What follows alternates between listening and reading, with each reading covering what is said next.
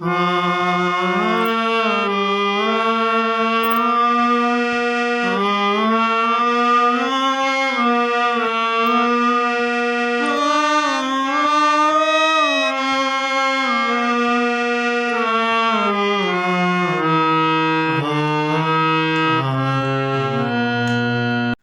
নমস্কার এবং সালাম নেবেন। হারমোনিয়াম শিক্ষা ষষ্ঠ পর্বে আপনাকে সুস্বাগতম। আশা করি আগের পর্বগুলো ভালো করে বুঝতে পেরেছেন। আর যদি এই চ্যানেলে নতুন হয়ে থাকেন তাহলে চ্যানেলটি সাবস্ক্রাইব করে আগের পর্বগুলো দেখার জন্য অনুরোধ রইল। এই ভিডিওর ডিসক্রিপশনে লিঙ্ক দেওয়া আছে। আজ আমরা গানের সুরে স্বরলিপি চর্চা করব। প্রতিটি গানে যেমন স্থায়ী এবং অন্তরা থাকে, ঠিক তেমনইভাবে স্থায়ী এবং অন্তরা দিয়েই সাজিয়েছি আজকের পর্ব। আপনার স্বরলিপি চর্চার ধরন থেকে সবাই বলবে আপনি শুধু স্বরলিপি চর্চা করছেন না, গান গাইছেন। প্রথমে আমরা এই 7টি শুদ্ধ সপ্তক স্বরলিপির সুর ভালো করে আরোহী এবং অবরোহীভাবে জেনে নেব।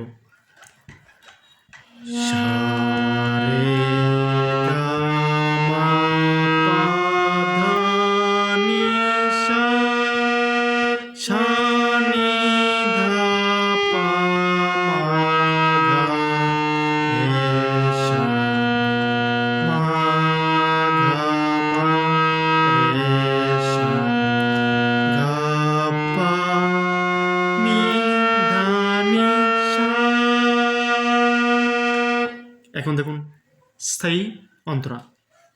স্থায়ী অন্তরা শুরু হয়েছে তারা সপ্তকে সা থেকে। সা নি ধা পা মা ধা মা পা রে গা মা পা ধা মা রে সা সা সা ঘা রে গা মা পা নি ধা পা মা ধা মা রে সা। এখন আমরা সুর ধরে গাইব। হা হা হা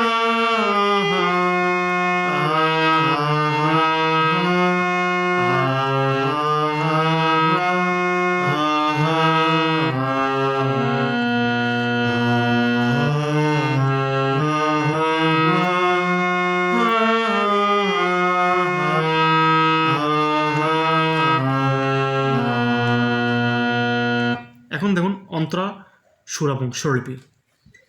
অন্তরা শুরু হয়েছে পা থেকে।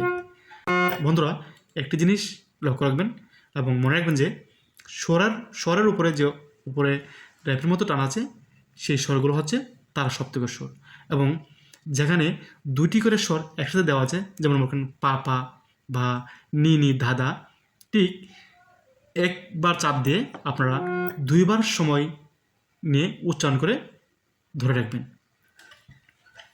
পা নি দা নি সা ধা নি সা রে সা নি সা ধা রে গা মা রে সা নি ধা পা মা ধা মা রে সা। এখন আমরা সুর ধরে গাইব।